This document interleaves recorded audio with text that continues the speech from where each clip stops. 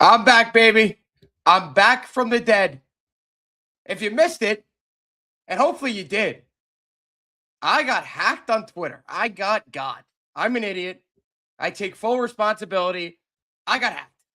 And I'm not even posting on hold on. All right, this is terrific. I'm gonna end this. Because I'm an idiot. Hold on. Great.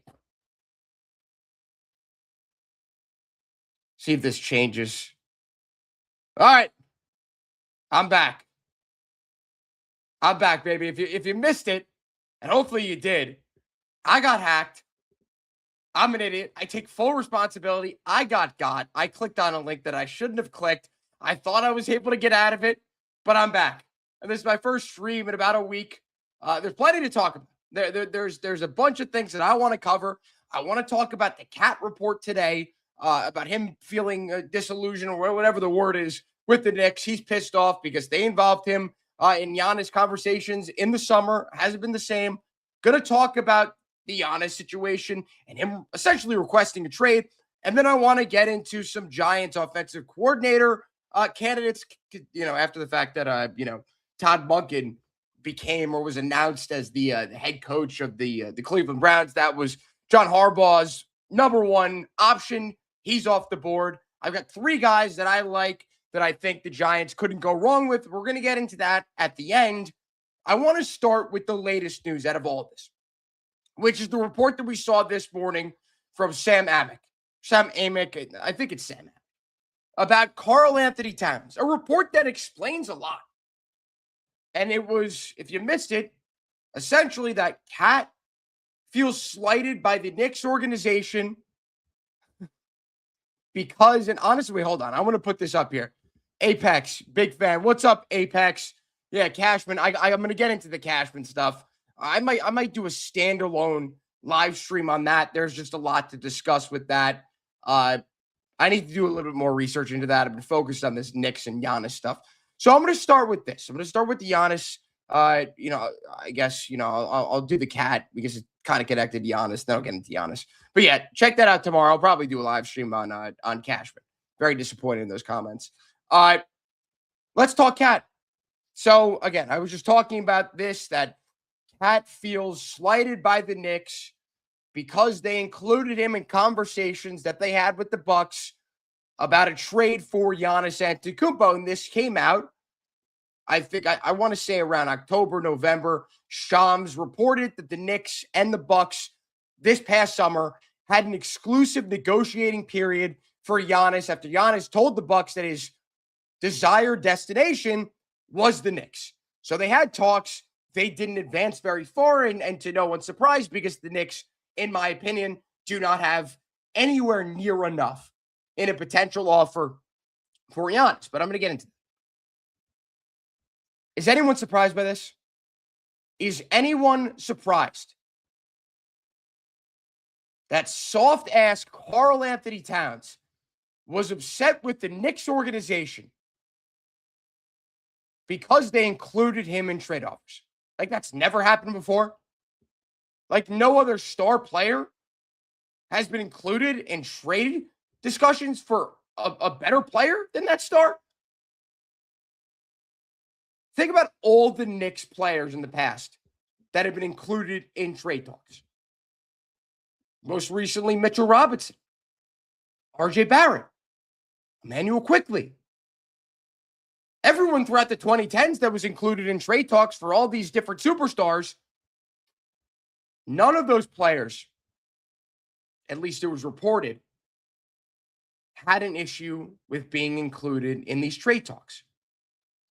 And none of those guys, after being included in said trade talks, came out and played the worst basketball of their careers.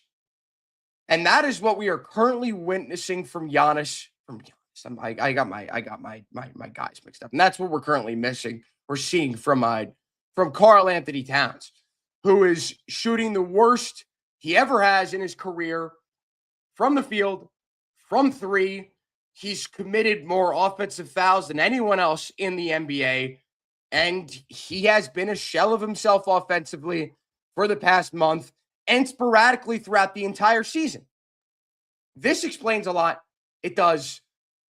There are a multitude of reasons that you could think that Karl Anthony Towns is not playing good basketball. I mean, he seems like a very effective person. And speaking from experience, I'm a very effective person as well, but I'm no NBA superstar. I'm not a guy that gets paid $50 million a year. I cannot say that I'm surprised by this report. I cannot say that I'm surprised at Karl Anthony Towns' disdain for the Knicks organization for including him in trade talks. And I'm not surprised whatsoever that this is the result. He is playing pathetically. There has been no bigger critic of Karl Anthony Towns than myself. And there have been a lot of critics of Cat. I don't think the Knicks are ever going to win anything with him. I think he's inept defensively. I think when he doesn't have it going offensively, he doesn't play defense. Last night was somewhat of an exception, but he did pull down 20 plus rebounds. The Knicks cannot rely on him. We have seen repeatedly over the past month, or again, sporadically throughout the season, the Knicks play better with Cat off the floor. And the counting stats on paper look amazing. You know, he's averaging another 20 and 10 points, 20 and 10 season, 20 points, 10 plus rebounds a game. He's a really solid defensive rebounder. That doesn't make up for the lack of effort that we've seen throughout this season. And the most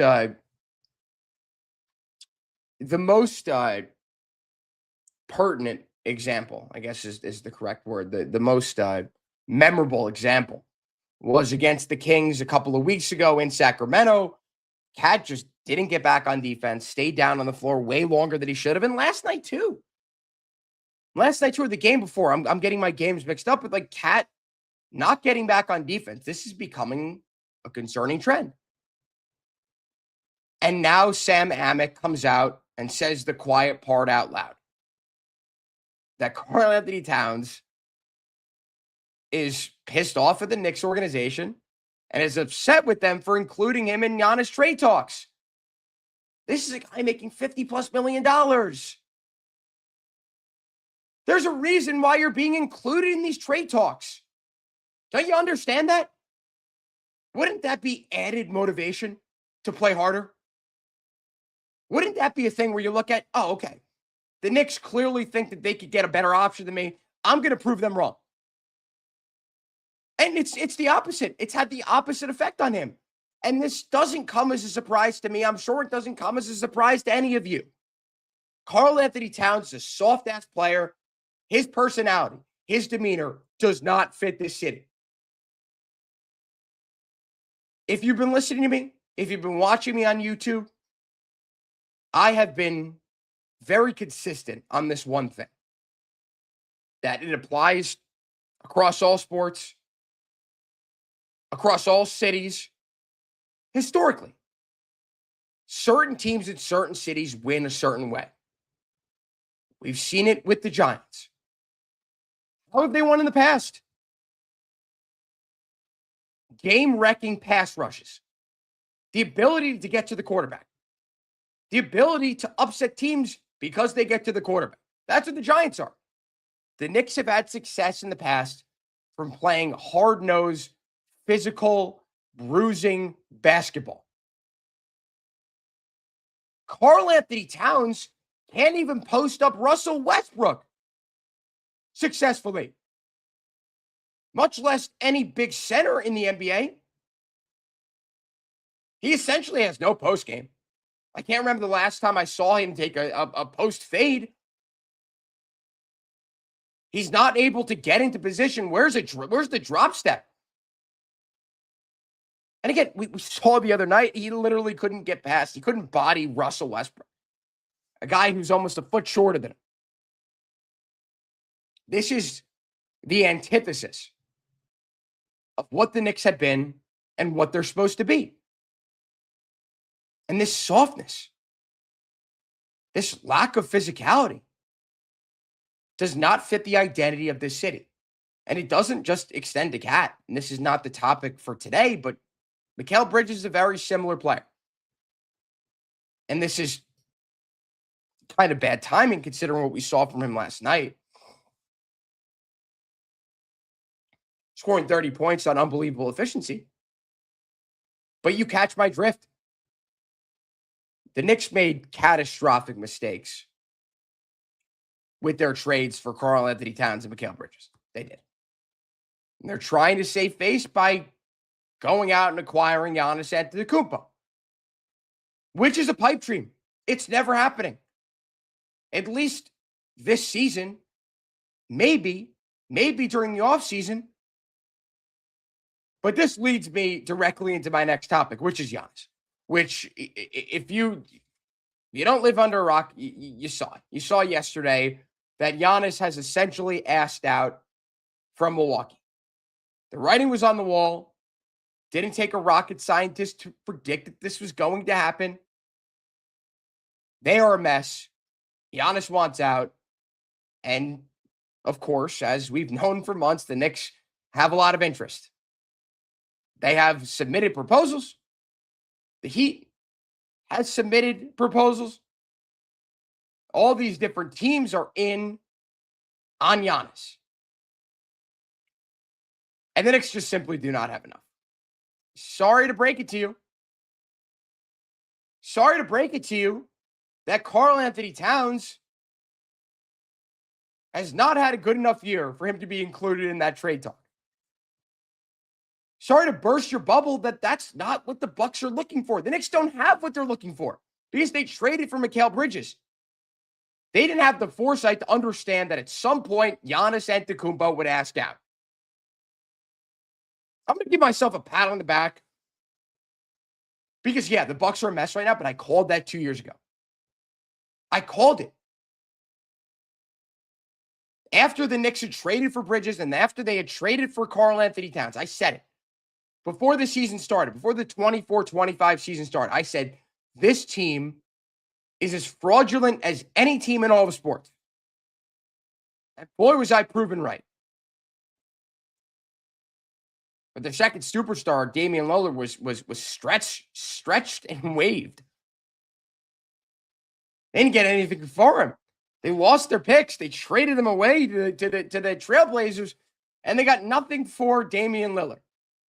And Giannis gets hurt in the playoffs, and they don't go anywhere. And then going into the season, I thought they were even more fraudulent than last season. Everyone's like, oh, but they signed Miles Turner. Terrific. Congratulations. I don't know if there was anyone stupid enough to say that that was enough to put them over the top. This was always coming to a head. This was always going to happen.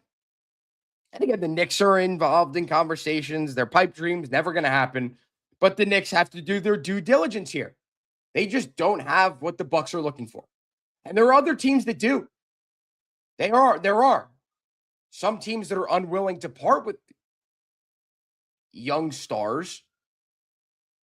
Some teams that don't have enough picks. Some teams that do have enough picks. Some teams that have enough picks and young talent, but are unwilling to do that because they don't want to break up their current cores. So this is a difficult situation for the Bucks. It is. Because of course they are looking for the best package, but teams who might have the best packages are unwilling to trade for a guy that isn't willing to say if he's going to re-sign with them or not. So that's a whole nother wrench in all of this. And I think the only chance the Knicks get Giannis is if Giannis looks John Horst, the Bucks president of basketball operations, directly in the face and says, I will only re-sign with the Knicks. You have to trade me to the Knicks. Now, do I think that that's out of the realm of possibility? No. There's obviously a non-zero chance of that happening. But do I think it's likely? No. I think that there's a certain partialness from Giannis to the Bucks. As well as, of course, vice versa, where Giannis isn't going to screw over the Bucks where they are unable to get a good enough return so they can rebuild. The Bucks and their fan base have embraced Giannis as one of their own. He will always be a legend in the city of Milwaukee. He might be a top 5 Milwaukeean to ever live in that city. In terms of impact, he might be top 3. He's a legend in that city, and there hasn't been any report on this, but I do think, based on human nature, that he'd feel partial to the organization that drafted him, and the organization that developed him into a 2-time MVP and a top 20 player in NBA history.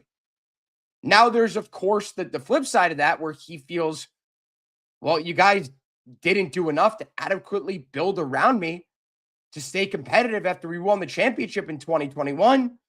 You made an idiotic trade where you traded away Drew Holiday and completely changed the identity of the team and killed any sort of defensive prowess that they had. So there is a certain dichotomy from Giannis with the Bucks that I don't think anyone can predict as of this moment. I think the only person who has the answer behind that is Giannis. So it's obviously something to keep an eye on. I look at a team like Toronto that has more to spend on Giannis if they're willing to part with Scotty Barnes. I just made a TikTok on that. I think that's the dark horse candidate for Giannis. It's just all going to be about if they're willing to part with Scotty Barnes. But again, the inevitable happened. We're all going to keep an eye on this. The trade deadline's in a week. Do I see Giannis being moved before then? No. This report didn't come out, as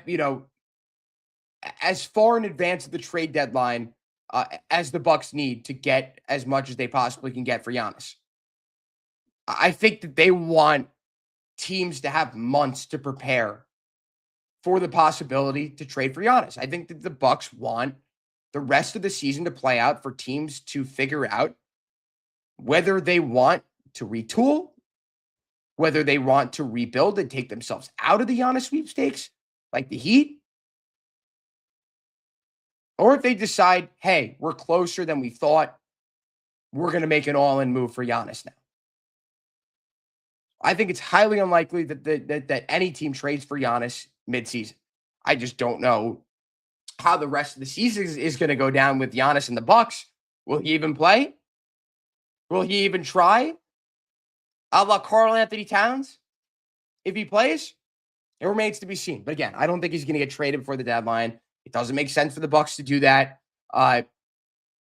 Just not going to happen. I think that they're going to have to be willing to live with the awkwardness and whatever else stems from Giannis, who clearly wants out, staying on the Bucks, staying on the bench the next 4 months. It's going to be weird. It will. Or I guess it would only be 2.5 months, which is not that long. And Giannis self-diagnosed himself with a calf strain. He'll be out another 4 weeks at least. But yeah, I just don't think he's going to get traded midseason. Remains to be seen. Keep an eye on it. It's not going to be the next, though, at least midseason. And even then, it's almost impossible. They're going to get him in the offseason. Going to be able to trade their 2033 first-round pick. They can't trade now. That would be like one of their only unprotected first-round picks they could trade. They could trade because of the stipend rule. They traded away the majority of their picks to the Nets. Of course, you all know that. They could trade all their swaps, and they could trade their 2033 first-round unprotected pick. This offseason, I still don't think that that's enough to get it done. I just don't see a likelihood that Karl Anthony Towns is going to turn it around enough for the Bucks to be like, okay, we'll take Karl Anthony Towns. I just don't see that as a likelihood whatsoever. But enough about Giannis. Enough about Cat, his soft ass. Let's get into my top options for Giants offensive coordinators. Todd Monken hired as the Cleveland Browns' new head coach. That was the de facto offensive coordinator for the New York Giants, worked with Harbaugh in Baltimore for years. That was the guy. If he didn't take the head coach spot, of course, he's going to, being a head coach in the NFL is it's a big deal. There's only 32 of those spots, and he decided to take that. So now the Giants have a multitude of options to pick from. They can go with a more established guy like Cliff Kingsbury, or they can go with a few unproven guys. And if you've listened to me talk about other sports, particularly the NBA, going into this season, I wanted the Knicks to hire an unproven assistant coach who had a chip on their shoulder to go out and prove themselves and help take the Knicks to the promised land. I didn't want them to hire an established head coach, and they did exactly what I didn't want them to do, even though I was happy with the Mike Brown hiring because it wasn't Tom Thibodeau. But I digress. I feel the exact same way about the Giants when it comes to the possibility after them not getting Todd Monken. And I feel like my prayers are going to get answered here. Cliff Kingsbury is not a part of my top three. He is not. Because again, I want a younger guy. I want a younger, unproven guy who is dying to take the reins of an offense. A guy who has learned under a top offensive coordinator, a top head coach, and wants to go out there and prove himself. And I trust John Harbaugh wholeheartedly to find and identify young, up-and-coming talent in terms of coaching. And I'm going to give you my top three options. They are, three guys that have been put out there a lot by Giants creators, and they are considered the front runners. I think Cliff Kingsbury is up there as well. But as I mentioned a multitude of times here, he is not a part of my top three. So in no particular order, let's start with my first option. Again, no particular order. I don't know why I'm saying first option, but here we go. Davis Webb, Giants draft pick in 2017, third round draft pick, ended up playing a few games. And I believe 2021, he threw the touchdown pass to Kenny Golladay. Kenny Galladay's only touchdown reception with the Giants ever. He's most recently, he is now the quarterback's coach and passing game coordinator for the Broncos. He was promoted in 2025 after helping Bo Nix turn into the quarterback that he did, being, I wouldn't say, he was obviously unproven, but a guy that a lot of people overlooked in the draft. I particularly didn't want the Giants to even look at him.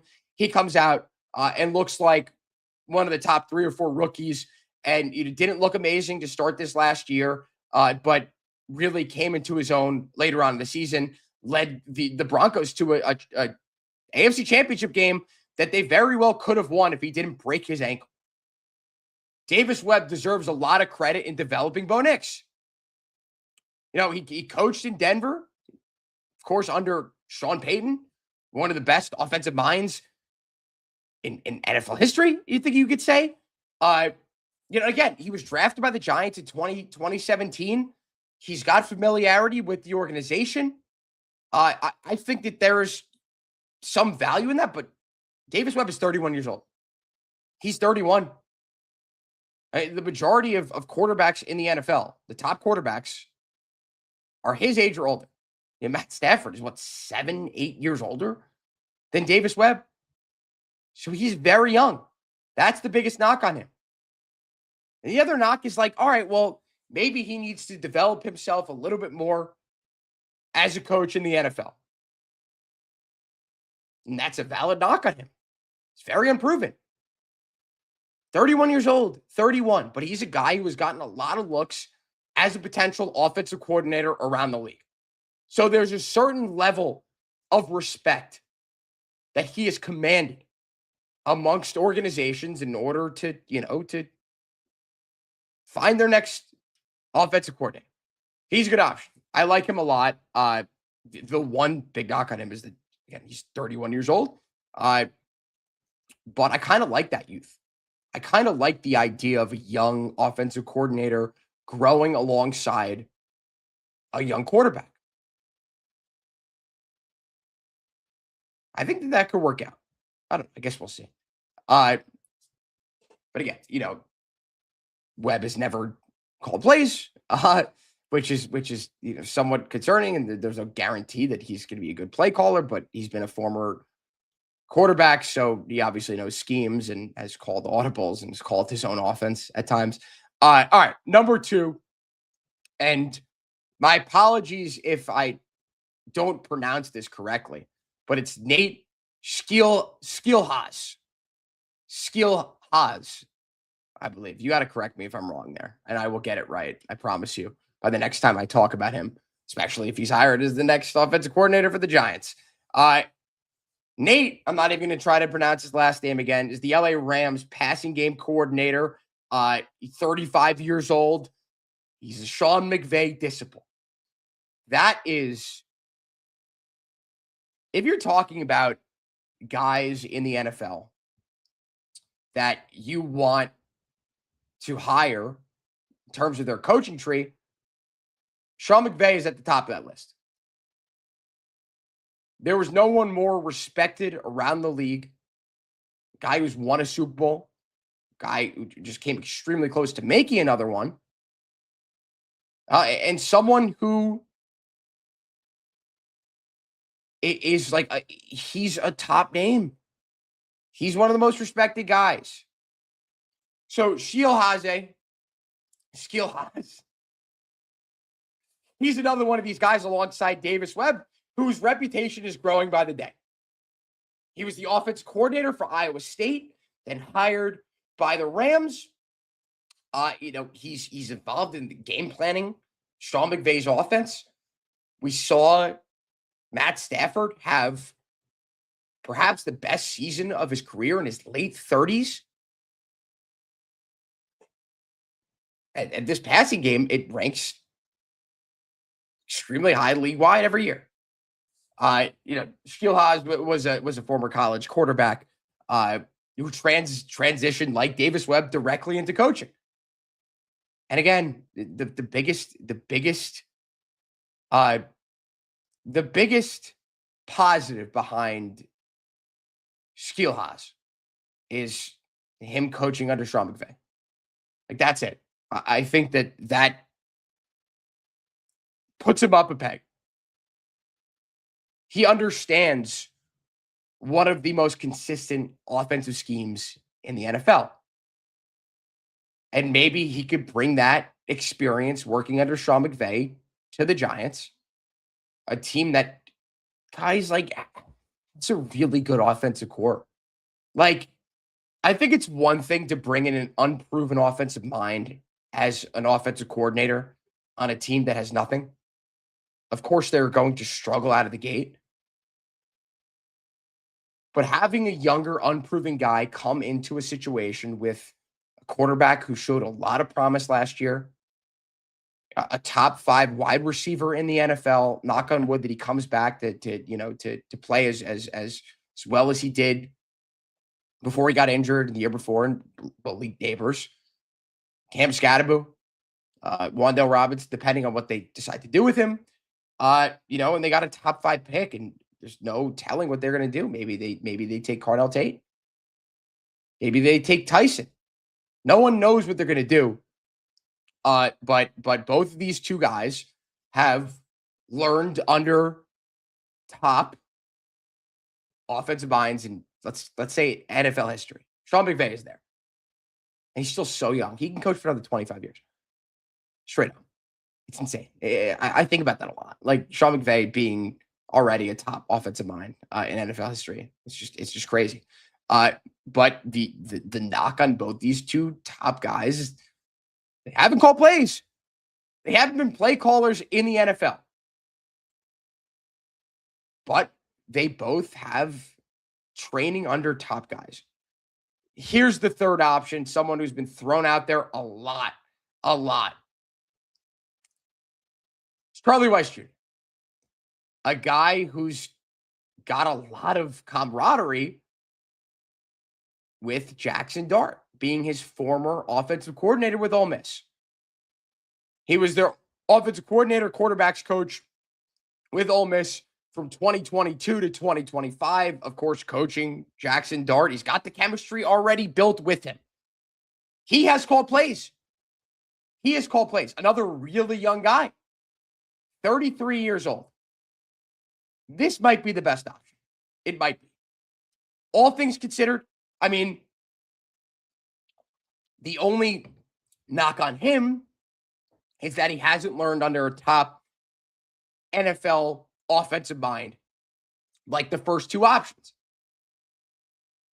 But, I mean, the chemistry that he's built with Jackson Dart is intriguing. Like, don't get me wrong.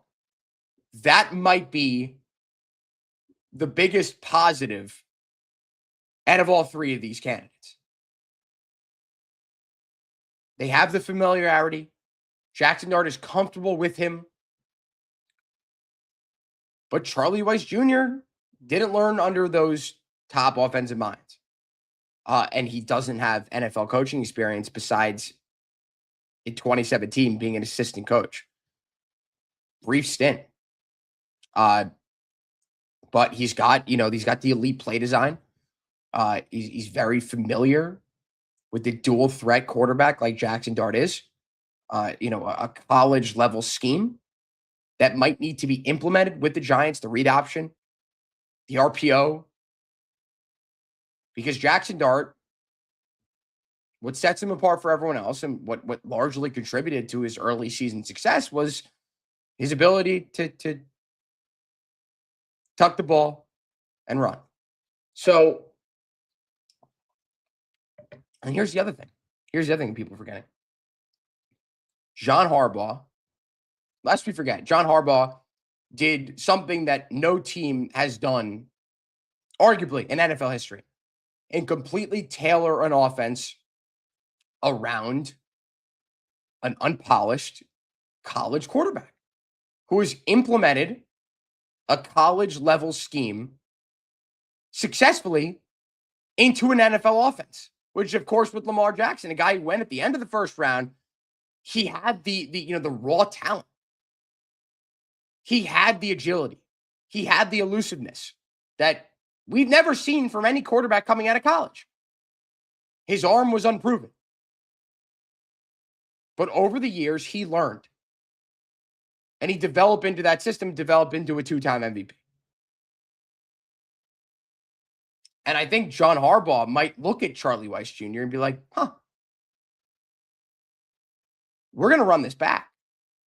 I'm going to do exactly what I did in Baltimore now in New York. And we're going to hire a guy who has experience as an offensive coordinator in college football for Jackson Dart as our new offensive coordinator. Right? And here's the thing. The last thing I'll say is that I trust John Harbaugh to identify an offensive coordinator more than I've ever trusted any coach of any team that I've ever rooted for to hire an assistant coach. Like, you might point out, oh, well, he didn't have a backup option to Monken. Well, he's been interviewing other guys. Yeah, Monken was the guy because Monken has been Harbaugh's offensive coordinator for multiple years. They've got the camaraderie. They've worked together for years. Of course, that was the number one option. Of course, that was, the guy. But those are the three guys. Webb, Skilhaus. That actually sounds right. The Skilhaus. All the other pronunciation, that definitely sounds the most. And Charlie Weiss Jr. Those are the three guys. Three most, my three top options. Three of the four most likely guys. I think Cliff Kingsbury is going to get a look, being the experienced offensive coordinator, being the offensive coordinator, being the head coach of Kyler Murray, being the offensive coordinator for Jaden Daniels, two dual threat quarterbacks. I think that plays a large factor in this. Like, excuse me, I'm on a time crunch today. I got to work out after this. There is, of course, value in hiring a Cliff Kingsbury. He was just fired. He's gone. He's no longer the offensive coordinator of the Commanders. That is just what has confounded me from teams' decisions in the past. Let's go out and hire a former offensive coordinator who was fired. He was fired. And most of the time for good reason. unless we're talking about incompetent organizations. I don't think you could say the Commanders are an incompetent organization. Yes, they had issues with injuries. Jaden Daniels missed more than half the season. And yeah, Marcus Mariota looked pretty good. But either way, he was fired. And for a reason. This is exactly how I felt with the Knicks hiring Mike Brown. The guy who lost the locker room in Sacramento the year before. You're like, you know what? Screw it. Let's hire Mike Brown to coach a guy like Karl-Anthony Towns. Surely that couldn't go wrong. Surely there can't be any vitriol between the two. Newsflash, that's what happened. All right, that'll do it. I apologize if I'm all over the place. My first live in a while. I'm very happy that I got my Twitter back. I thought that there was a chance I'd never see it again. I can't believe I got like that. I can't believe I did that. If you know me personally, I went to Syracuse and I applied to get into Newhouse. I didn't get into Newhouse. I got into my backup choice, which was the I school. I decided to go, and I'm like, screw it. We'll see what happens. I ended up transferring into Newhouse, but I took 3 semesters of information technology courses, and it ended up being my minor. And the last 2 courses I took, one of them was cybersecurity class, and they had about a month of teaching about how to not fall for phishing and not fall for that kind of stuff. And I still did. I'll never live that one down, but I learned my lesson, but I got extremely lucky and I got the Twitter account back. So this was good. I'm glad I was able to come on here and share my thoughts about all this different things that I talked about, but more stuff coming your way. One Giant Step with Sean Morash coming out tonight. Believe we're going to record later. Stay tuned for that. That'll be fun. Bunch of stuff to talk about. We never talked about the Giants hiring of their defensive coordinator. So check that out. I got my first thoughts about Denard Wilson. That'll be fun. So check that out. Coming your way later tonight or tomorrow morning. But thanks everyone for tuning in, and I'll talk to you all very soon. Thanks.